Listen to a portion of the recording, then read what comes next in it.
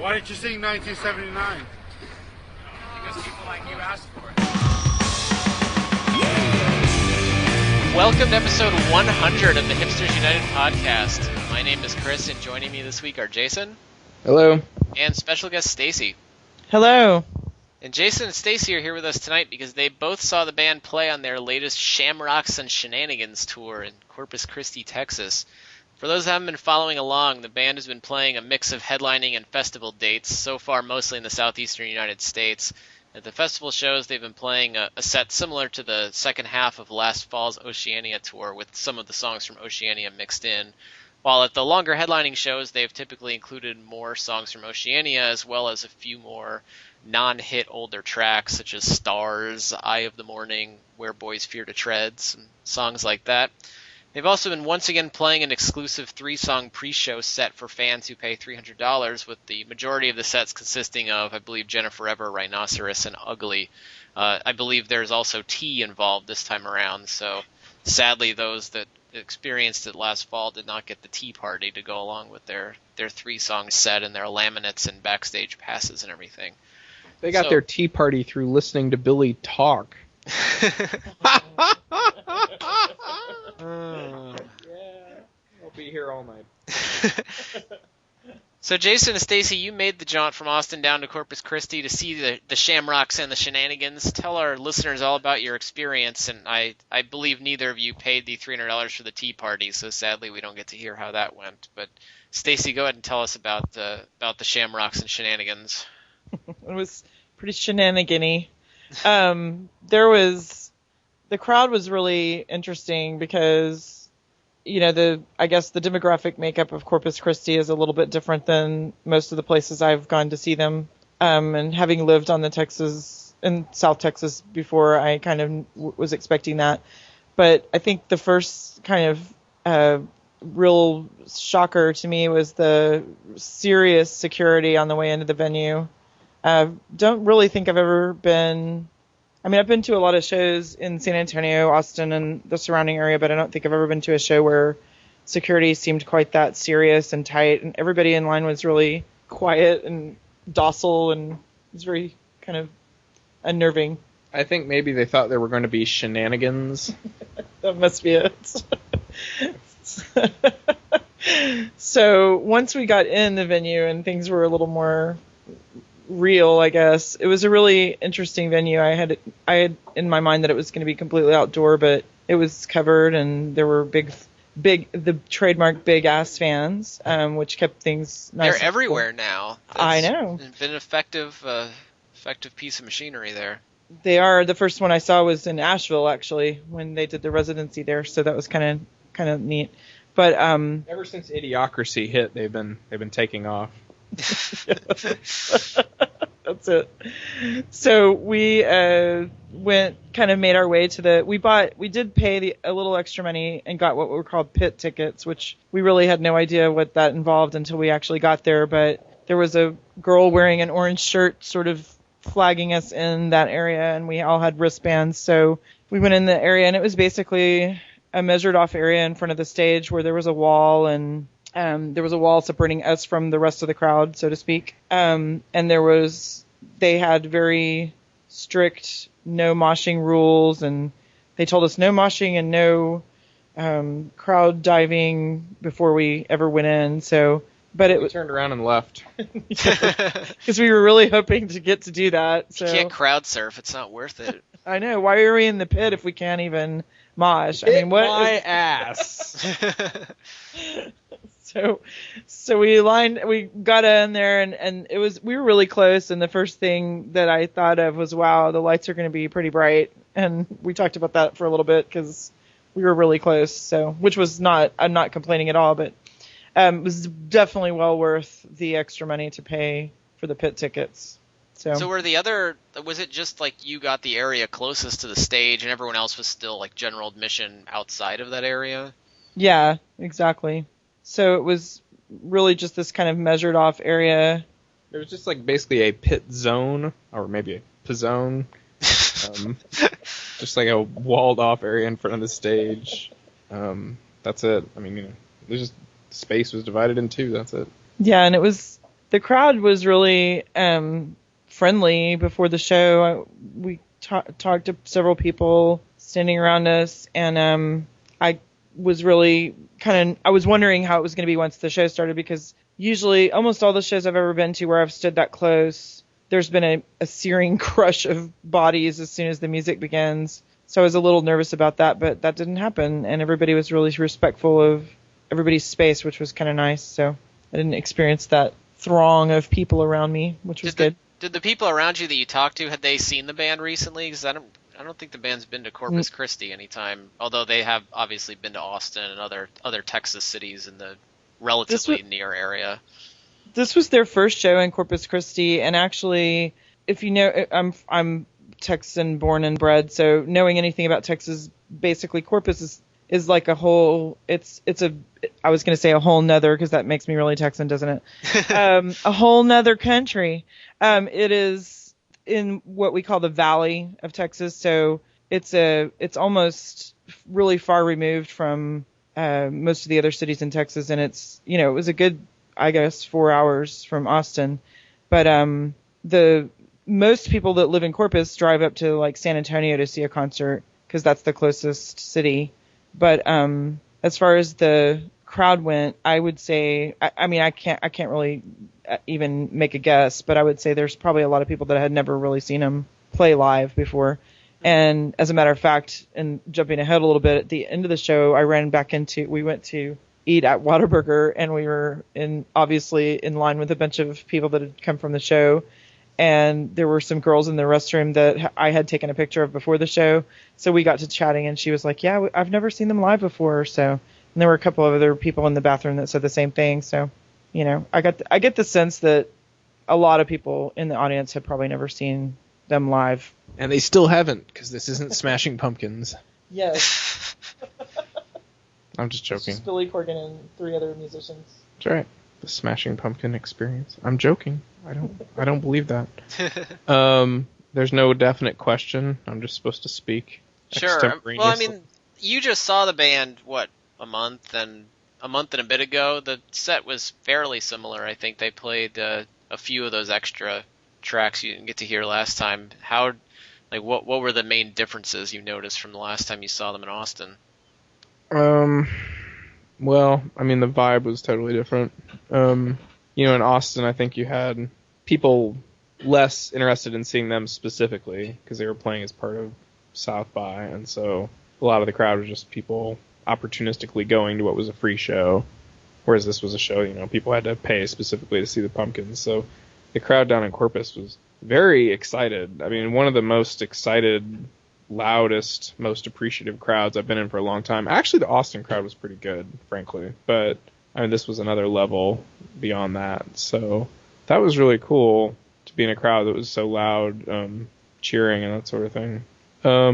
I thought it was a really good show again. It's two really good ones in a row, I thought, that I've seen. I thought the Austin show was very good, and this was very good. How long was the show? Oh, I don't know, close to 2 hours? Yeah, close to 2 hours. I'm wondering, because it seems like, at least just from looking at the set lists, the very first show they played on this tour was very long, at least in terms of number of songs. And they played all of those extra songs that I mentioned, Where Boys Fear to Tread, Starz, Eye of the Morning, Rhinoceros. And a lot of those songs, it seems like, have dropped out. So Rhinoceros, they've moved to the pre-show set, and I think they've only played Where Boys Fear to Tread one other time. And there were a bunch more Oceania songs too, Chris. Not that you pay any attention to new songs, because I know you're just old school, and this new band is just whatever. Yeah. But yeah, no, I know what you're talking about. I know what show that was. Yeah, songs like Violet Rays and One Diamond, One Heart didn't end up and Eye of the Morning being played at this new show. So. Didn't play Eye of the Morning. Yeah, Chris already mentioned that. Yeah. So. Yeah, I'm just wondering, because there is a recording of that first one. I haven't had a chance to listen to the whole thing yet, but I wonder if just Billy didn't feel like they were ready with a lot of those songs. Well, I didn't get to see the Oceania tour, so I was disappointed, but not to hear some of the others, but it was still cool for sure. They played Rocket. I didn't know they had been playing that, and that was really awesome. What Oceania songs did you get to hear? They started with Quasar, right? That's been their usual starter for everything, but Yeah. they've been playing Oceania the song at pretty much everything. Yep. And then Celestials and Right. Pale Horse and Pinwheels. Yeah, so think really it's a lot of the same Oceania songs they've been playing since even before Oceania came out. Yeah, that's right. Again, it really seems like Billy's just wants to make sure that they're playing the songs the best way they can, I guess, and those are the ones they've been playing the longest, and probably he feels they know the best, or maybe he just thinks those perform live the best. I don't know. Yeah, I mean that's a good theory. I don't really have any competing theory. That seems right to me. We didn't plunk down the money for the VIP, so I can't tell you how Jennifer Ever 2013 is. Yeah. Yep. Go ahead. Smashing Pumpkins, yep. For the umpteenth time. And Stacy, you said that Billy had some stage banter before Oceania the song. Yeah, he actually kind of went on a little too long. I found a YouTube video of it because I wanted to listen to it because, sometimes when you're in the crowd, it's like you hear some things and then other things either for reasons that are, the sound is really loud because we were really close, or people are screaming in your ear and you can't really hear everything. So I went back and listened to it again to hear exactly what he said. And I did catch most of it the first time, but it was pretty funny. It was a lot of exchange between him and Jeff, and that actually happened a couple times during the show, which was fun to watch. And I also enjoyed the fact that he and Jeff did some, I don't know, it just seemed like they were really on each other's wavelength at the show. It was kind of nice to watch that. And I enjoyed watching Billy's great big smile while Jeff soloed, and it was good.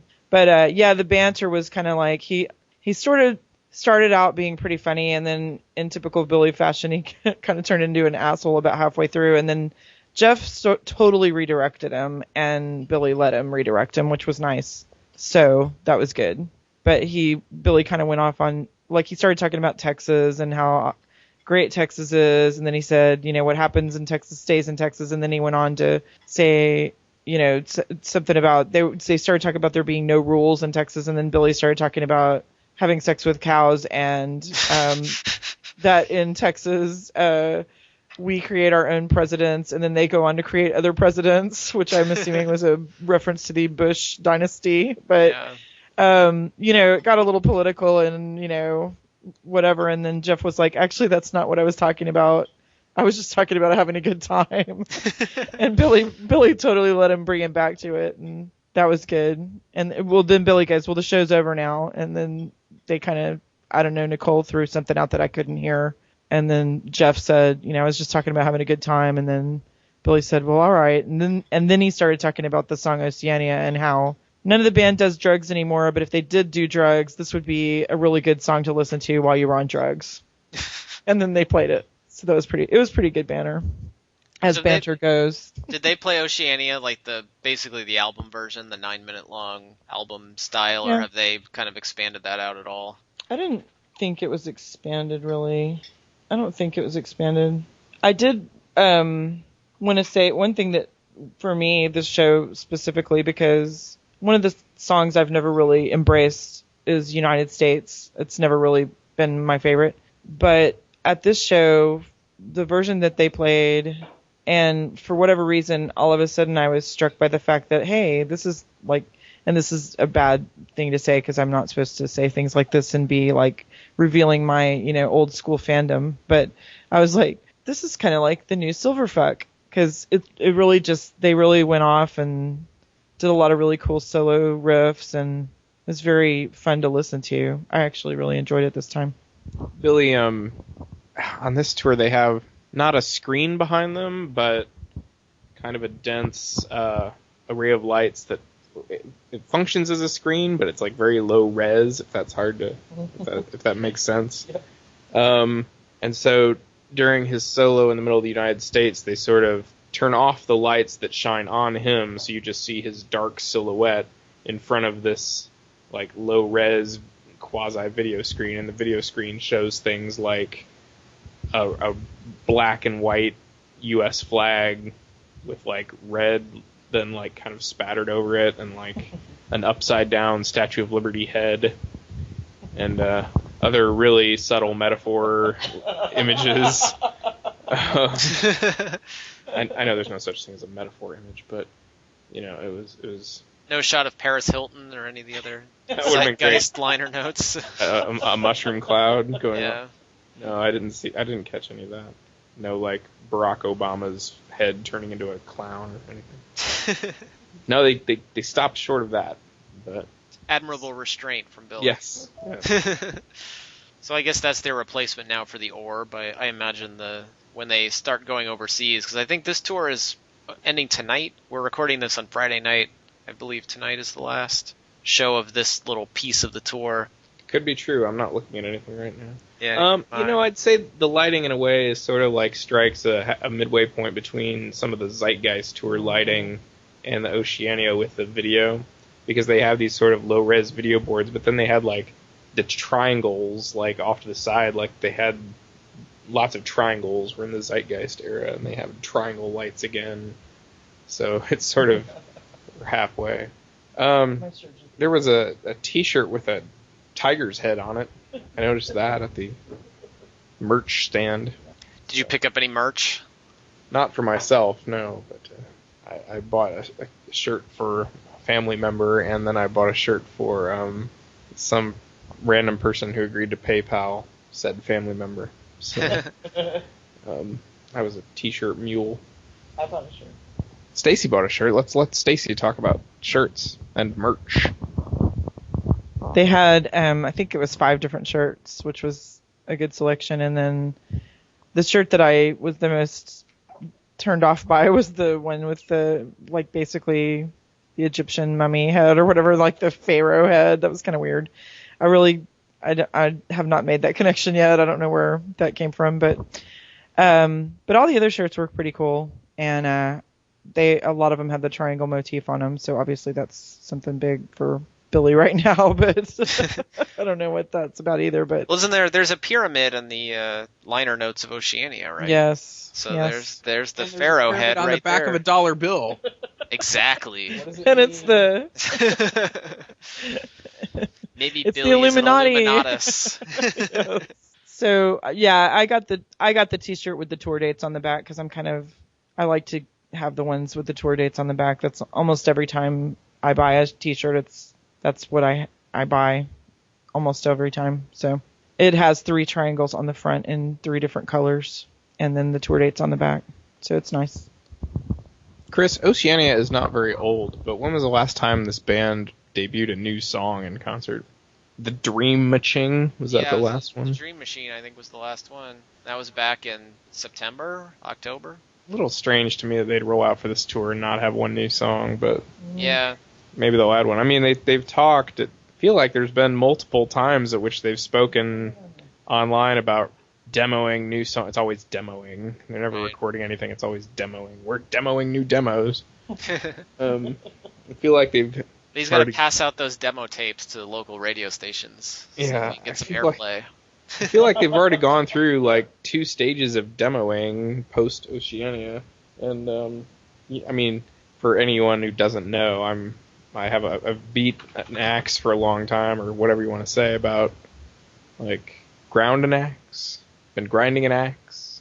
That basically ever since like I'd say probably after Melancholy on, but it's only accelerated since the initial demise of the Pumpkins. Like Billy Corgan just has become much harsher in editing himself, or just he clearly the proportion of the songs that he writes that end up making it out to the public has gone way down. And why that is, I don't know, but it just seems like, again, I mean, clearly they've written.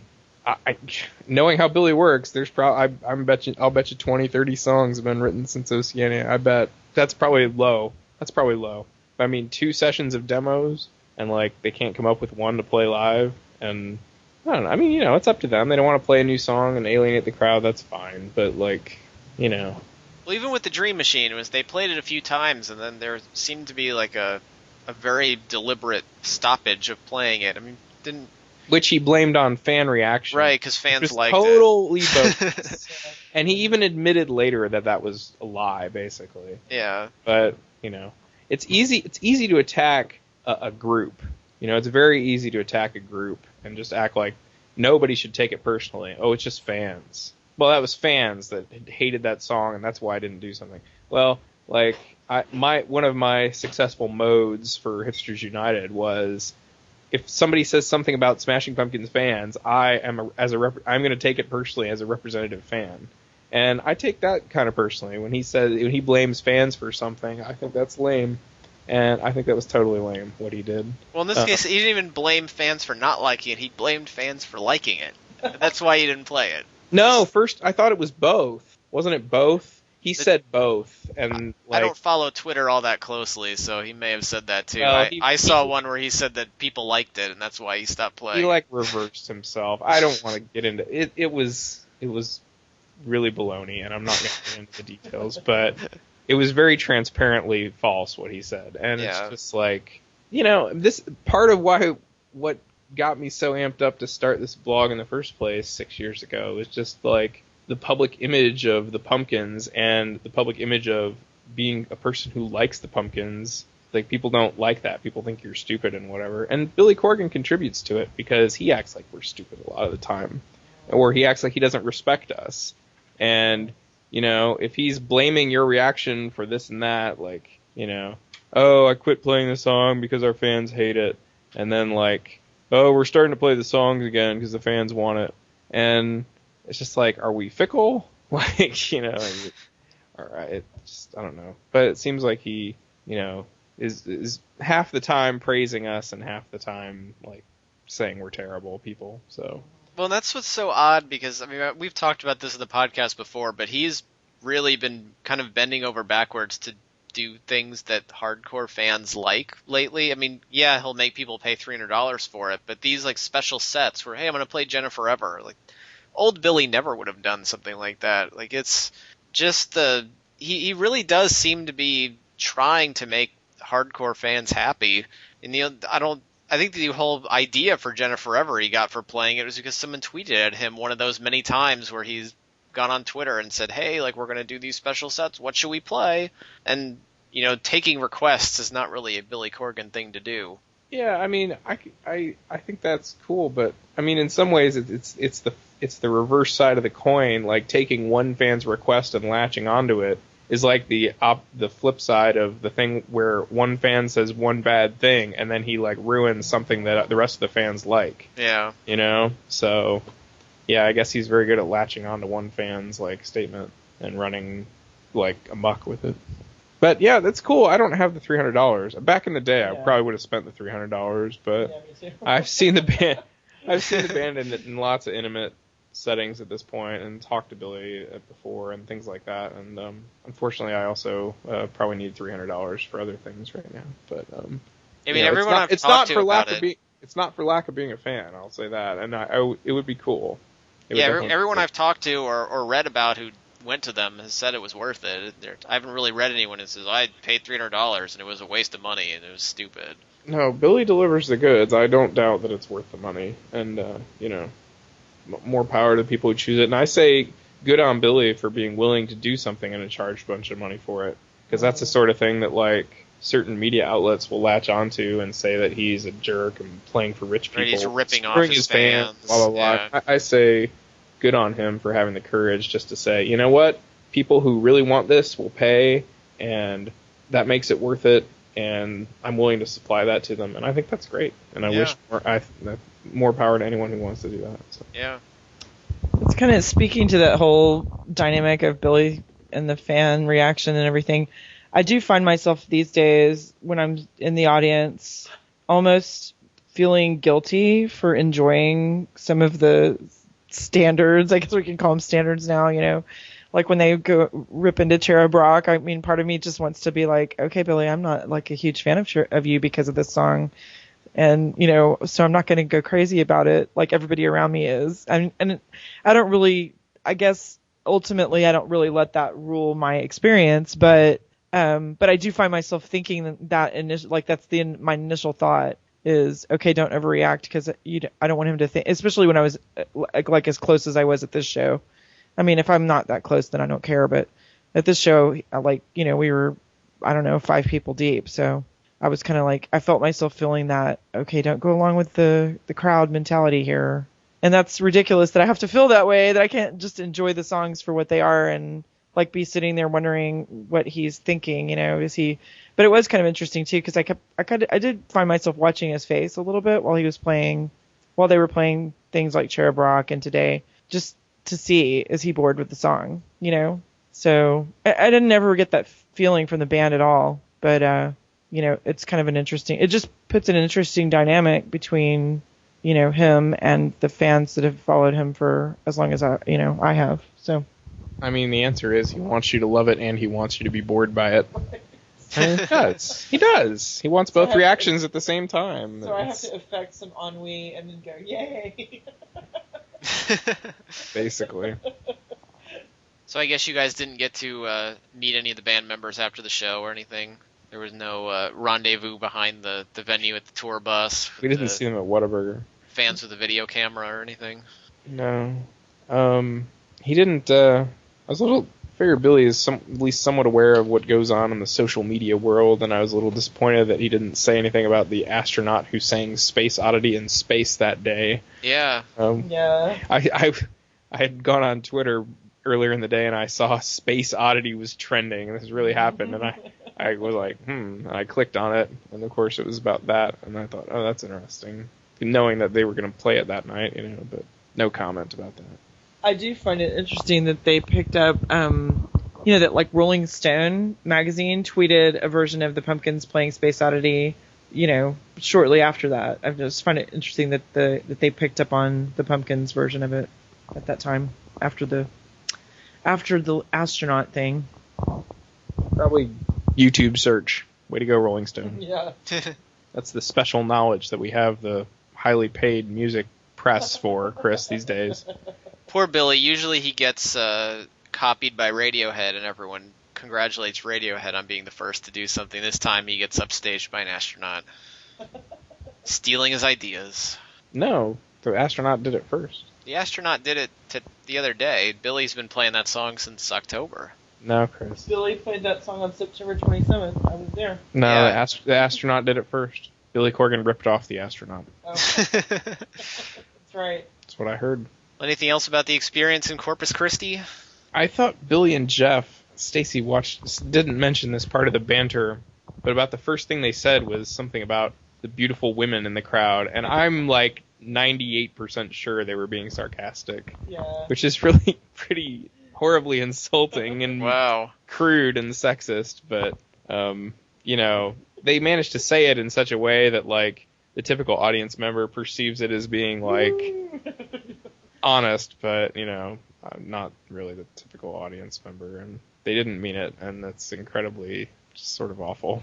But Yeah. It wasn't the typical anyway, LA. we're on to you, Corgan. Yeah, well, he couldn't do his usual. Usually he comments about local sports team, but he didn't really do that in Corpus Christi.